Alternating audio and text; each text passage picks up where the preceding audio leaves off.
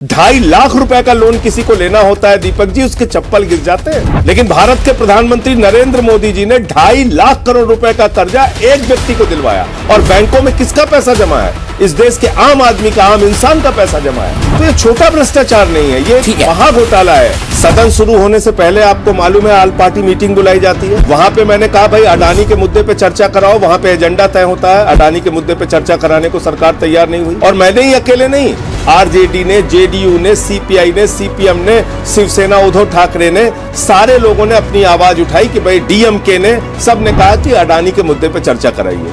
नहीं तैयार हुई सरकार। फिर राष्ट्रपति के अभिभाषण का बाइकआउट करके हमने ये डिमांड की, नहीं तैयार हुई सरकार। 267 का नोटिस दिया, 2 दिन से लगातार दे रहा हूं, नहीं तैयार हुई सरकार। सीबीआई को, ईडी को, सेबी को, इनकम टैक्स डिपार्टमेंट को, देश के प्रधानमंत्री को चिट्ठी लिखी मैंने अपने पैड पे, सारे प्रोसीजर फॉलो किए कि भाई आप जेपीसी की जो हमारी डिमांड है उसको मान लीजिए, आप हमारी जो डिमांड है supreme court monitor time bound inquiry की उसको मान लीजिए। कोई जवाब सरकार की ओर से नहीं। और ये तो और भी अजीब बात है, करोड़ों लोगों का पैसा डूब रहा है और सरकार कह रही है हमारा कोई लेना देना नहीं अडानी से। जिस अडानी को ऑस्ट्रेलिया में माइनिंग दिलवाते हैं कोयले की, उससे उनका कोई लेना देना नहीं है। ठीक है, जो उनकी पार्टी को मोटा मोटा चंदा देता है झोले में भर के बीजेपी को, उससे कोई लेना देना नहीं है बीजेपी का। ठीक है, मैं यही तो और आज सरकार ने पल्ला झाड़ लिया। ये बात मैंने क्यों कही कि पासपोर्ट जब्त होना चाहिए, क्योंकि जो अब तक हिंडनबर्ग की रिपोर्ट से जो जानकारी मिली है और जिसपे कोई स्पष्ट जवाब अब तक अडानी की ओर से नहीं आया है, वो मामला क्या है। पहली बात तो हमें समझना होगा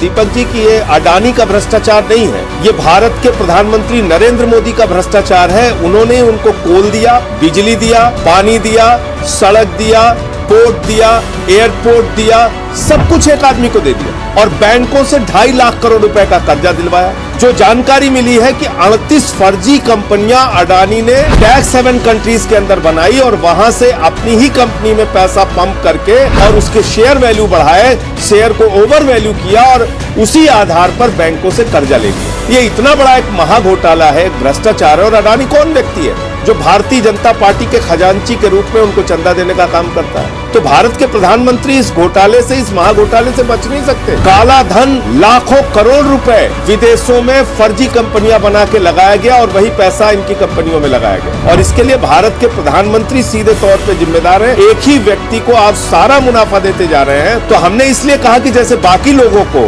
मोदी जी ने चिड़िया उड़ योजना के तहत हिंदुस्तान से फरार कर दिया, नीरव मोदी चिड़िया उड़, मेहुल चौकसी चले गए, ललित मोदी चले गए, विजय माल्या चले गए, नितिन संदेशरा चले गए। ये कौन लोग थे जिन्होंने बैंकों का हजारों करोड़ रुपए लोन ले रखा था? जब ये लोन नहीं दे पाए तो हिंदुस्तान छोड़ के चले गए। अभी ऐसे अडानी भी, गौतम अडानी भी भाग जाएगा तो देश के जिन लोगों ने पैसा लगाया उनका क्या होगा? आज वो करोड़ों निवेशक जिनके पैसे LIC में हैं, जिनके पैसे SBI में हैं, दीपक जी जिन्होंने अपनी बेटी की शादी के लिए LIC में पैसा जमा किया था, वो सारे लोग चिंतित हैं।